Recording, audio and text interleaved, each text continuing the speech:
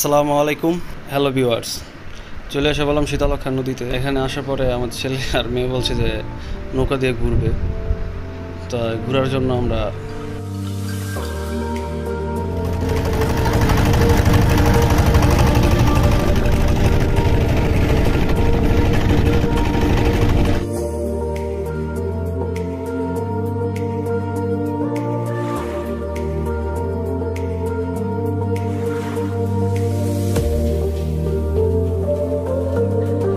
আমি এখন আছি শীতলক্ষা নদীর মাঝে।